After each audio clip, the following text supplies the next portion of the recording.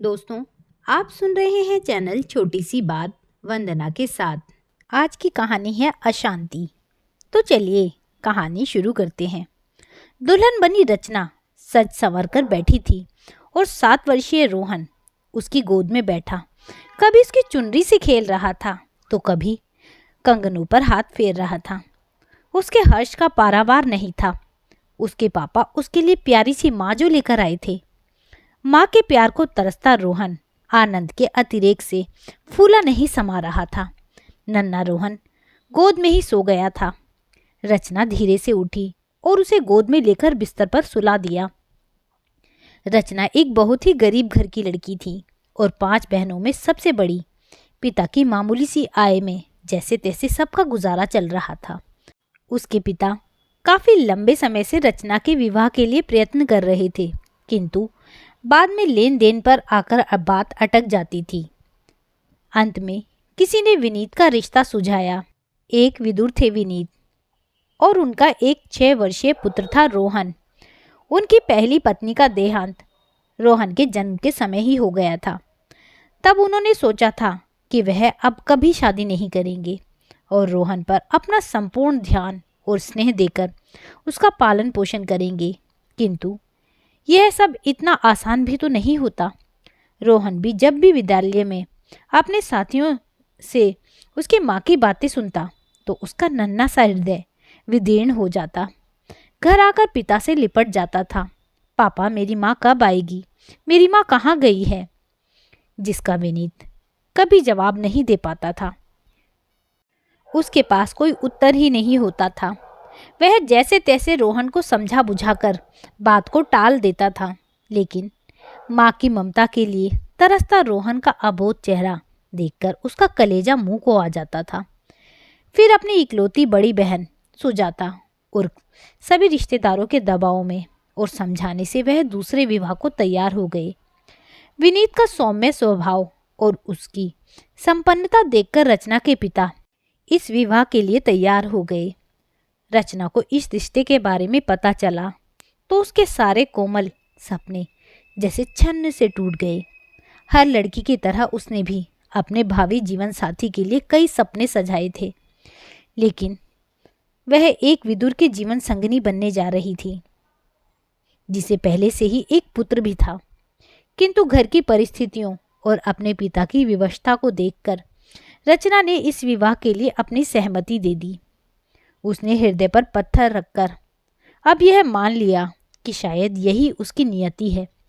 जल्द ही वह विनीत की दुल्हन बनकर घर आ गई। उसने अपने भाग्य के साथ समझौता करके इस परिवार को हृदय से अपना लिया। उसने मन ही मन यह निश्चय कर लिया कि वह विनीत के इस घर को प्रेम की सुरभि से महका देगी और नन्हे रोहन की स्नेहिल और ममतामयी माँ बनकर उसकी माँ की कमी को भी दूर कर देगी और संपूर्ण ममत्व उस पर लुटा देगी। रोहन भी उसे देखकर बहुत प्रसन्न था, लेकिन रचना की इकलौती ननद विनीत की बड़ी बहन सुजाता पूरे विवाह उत्सव के दौरान उखड़ी उखड़ी और खिंची खिंची रही। रचना उनके मनोभावों को समझ रही थी कि शायद वह अपनी पहली भाभी को भुला नहीं पा रही हैं, इसलिए उसका व्यवहार ऐसा है। रचना का गृह प्रवेश होते ही रोहन उससे लिपट गया। मेरी माँ आ गई, अब मैं भी अपने सब दोस्तों को दिखा दूंगा कि मेरी भी माँ है, मेरी प्यारी सी माँ। उसकी इस अबोधता और स्नेह पर रचना का मन ममता से भर गया। उसने भी रोहन को प्यार से उठाकर गोद में ले लिया। विवाह की पहली रात गुड़ी मुड़ी सी रचना दुल्हन बनी सिमट कर बैठी थी और विनीत जी की प्रतीक्षा कर रही थी। कुछ देर के बाद विनीत जी आए और उसके बगल में बैठते हुए बहुत गंभीर स्वर में कहा, देखो रचना, मैं जो कहने जा रहा हूँ उसे गौर से सुनना। मैंने यह विवाह केवल और केवल रोहन के लिए किया है, क्योंकि उसे माँ का प्रेम चाहिए था। मैं अपनी पहली पत्नी से बहुत प्यार करता था और अभी भी बहुत प्रेम करता हूँ और उसे भूल पाना मेरे लिए संभव नहीं है। मुझे क्षमा करना, मैं तुम्हें पत्नी का स्थान नहीं दे सकता, लेकिन यह वचन देता हूँ कि मैं तुम्हारी हर सुख दुख हर सुख सुविधा का ध्यान रखूंगा और तुम पर कोई आँच नहीं आने दूंगा। चलो अब तुम सो जाओ, बहुत रात हो चुकी है। यह कहकर उन्होंने पलंग पर से तकिया उठाया और सोफे पर जाकर सो गई। रचना का हृदय जैसे बैठ गया। एक बार को जी किया कि सब कुछ छोड़कर चली जाए अपने मायके। जब पत्नी का स्थान मिल ही नहीं सकता तो फिर काहे का विवाह। मगर फिर आंखों के समक्ष माता और पिता का कातर चेहरा घूम गया, जिन्होंने कितनी कठिनता से उसका विवाह किया था। चारों छोटी बहनों का चेहरा कौंध गया। शायद उसके मायके लौट जाने के बाद कोई उनसे विवाह करने में भी कतराता। आंसू पोंछकर उसने भारी हृदय से इसे भी नियति मानकर स्वीकार कर लिया। विवाह के दूसरे दिन ही ननद सुजाता भी जाने को तैयार हो गई। विनीत जी ने कहा भी कि 1-2 दिन ठहर जाने को, मगर वह कुछ आवश्यक कार्य की बात कहकर चली गई। समय अपनी गति से चलता रहा। रचना के विवाह को 4 महीने हो चुके थे।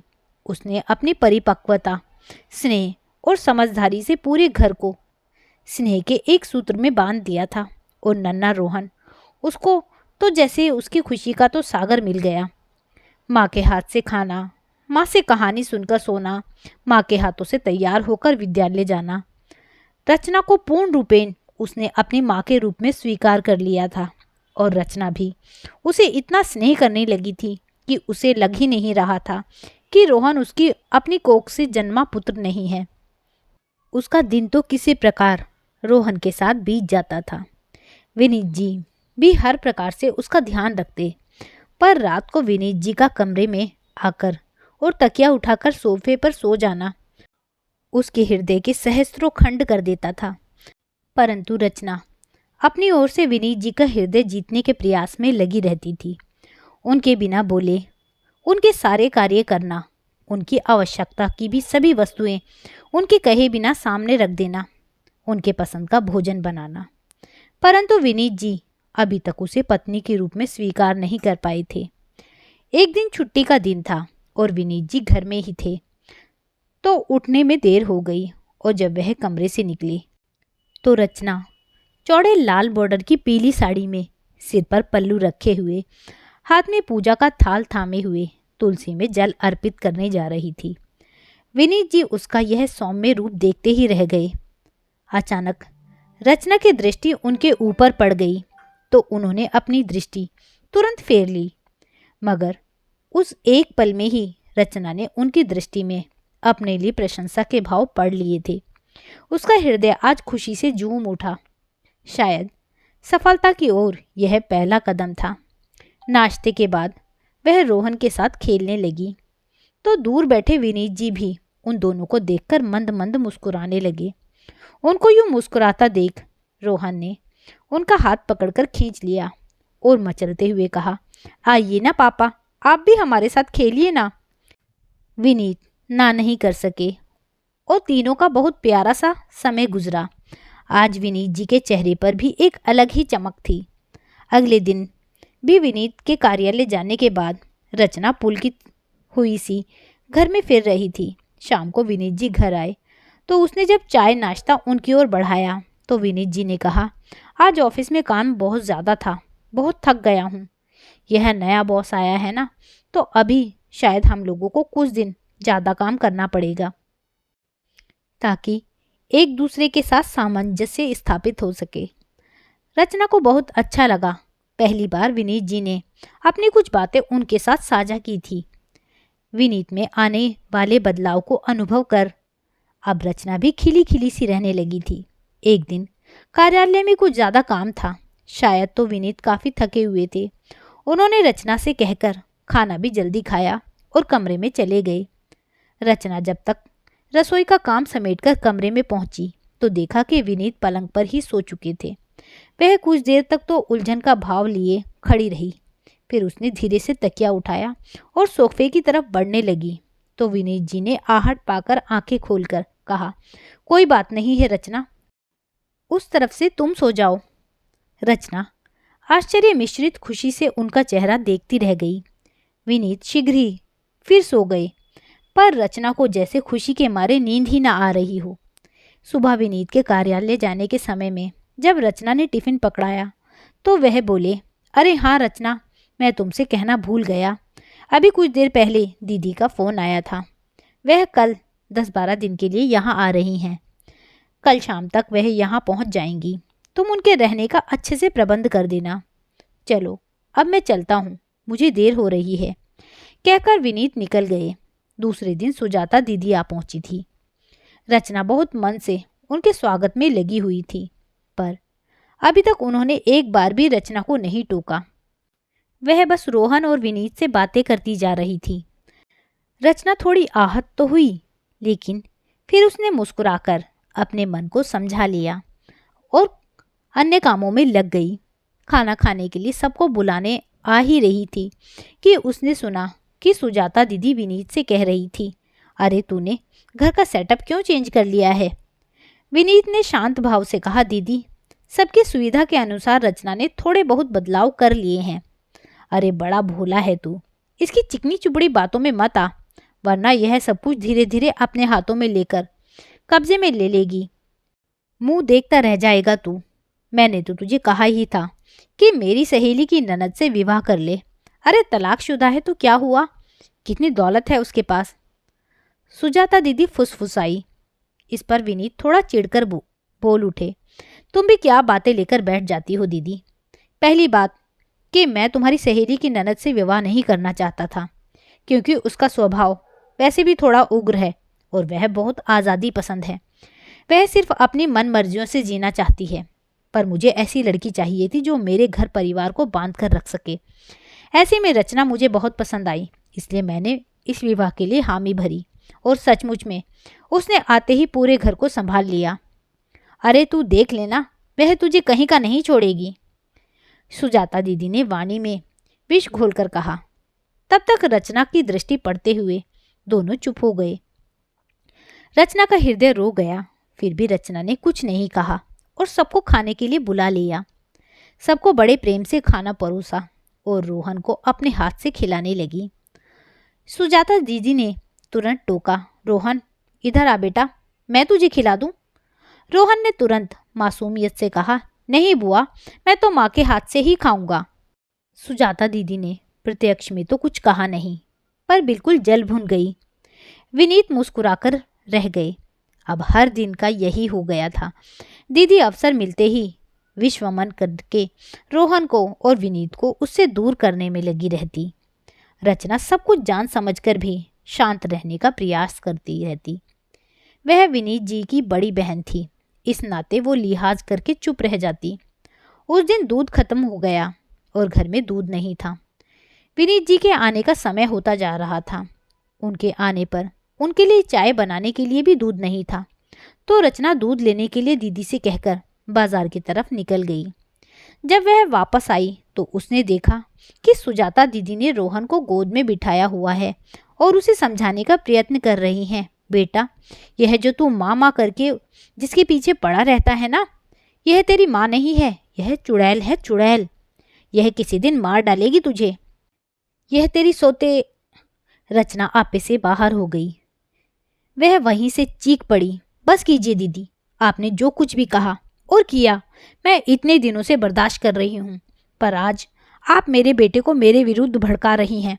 मैं सब कुछ सहन कर लूँगी, लेकिन मेरे बेटे की मासूमियत और उसके अबोध मन को चोट पहुँचाए, यह मैं कतई सहन नहीं कर सकती। दोबारा ऐसा करने का सोचिएगा भी मत, वरना अब मैं लिहाज नहीं रख पाऊंगी। सुजाता दीदी जैसे गुस्से में पागल हो गई। उन्होंने रोहन को गोद से उतार दिया और चीख कर बोली, तेरी हिम्मत कैसे हुई मुझसे ऐसे बात करने की? अरे भिखारियों के खानदान की लड़की है, तू यहाँ आकर तेरे पर निकल आए। मैं चाहूँ तो 2 मिनट में तुझे इस घर से बाहर निकलवा दूँ। अपने भाई से कहकर रुक जा, अभी तेरा दिमाग ठिकाने लगाती हूँ। उन्होंने आगे बढ़कर रचना को तमाचा मारने के लिए हाथ उठाया ही था, तब तक पीछे से विनीत जी आ गए और उन्होंने झट से दीदी का उठा हुआ हाथ पकड़ लिया। हाथ बढ़ाकर उन्होंने रचना को अपनी तरफ खींचकर बाहों के घेरे में थाम लिया और बोले, दीदी तुम जब से आई हो केवल जहर ही उगल रही हो। अपने भाई का हंसना खेलता घर तुमसे सहन नहीं होता। यह सब क्यों कर रही हो? सिर्फ इसलिए क्योंकि मैंने तुम्हारी बात मानकर तुम्हारी पसंद की लड़की से विवाह नहीं किया। अरे क्यों करता मैं उससे विवाह? जीवन मुझे बिताना है, तुम्हें नहीं। मैं सोचूंगा कि मुझे किसके साथ रहना है और किसके साथ नहीं। मुझे तो जो कहती थी सो कहती थी। आज तो तुमने रोहन को भी नहीं छोड़ा। उसके बाल मन में भी अपनी माँ के विरुद्ध विष बेल बो रही हो, और मैं ऐसा होने नहीं दूंगा। मेरे होते हुए मेरी पत्नी पर उंगली भी उठाए मैं सहन नहीं कर पाऊंगा। मत भूलो कि रचना मेरी पत्नी है और मैं बहुत प्रसन्न हूँ अपने संसार में। तुम अपने भाई के पास आई हो, यह बहुत प्रसन्नता की बात है। खुशी खुशी रहो और अच्छी यादें यहाँ से लेकर जाओ। ईश्वर के लिए यह अशांति और गंदगी यहाँ मत फैलाओ। दीदी विस्फारित नेत्रों से विनीत की ओर देखती रह गई, फिर धीमे कदमों से अपने कमरे में चली गई। विनीत ने रचना को अपने वक्ष से लगा लिया। आज रचना को पूरा संसार मिल गया। आज विनीत जी ने उसे अपनी पत्नी का स्थान दे ही दिया। हर्ष के अतिरेक से आंखों से बहते हुए प्रेमाश्रु विनीत जी की कमीज भिगोने लगे। विनीत जी ने झुककर उसके पलकें चूम ली। नन्हा रोहन आकर रचना के पैरों से लिपट गया तो दोनों हंस पड़े। तो दोस्तों, यह थी एक छोटी सी कहानी, अशांति। कहानी आपको कैसी लगी मुझे कमेंट करके ज़रूर बताइएगा। यदि कहानी आपको अच्छी लगी हो तो कहानी को लाइक शेयर ज़रूर कीजिएगा। साथ ही चैनल पर अगर नए हैं तो चैनल को सब्सक्राइब करना ना भूलिएगा। कहानी सुनने के लिए बहुत बहुत धन्यवाद।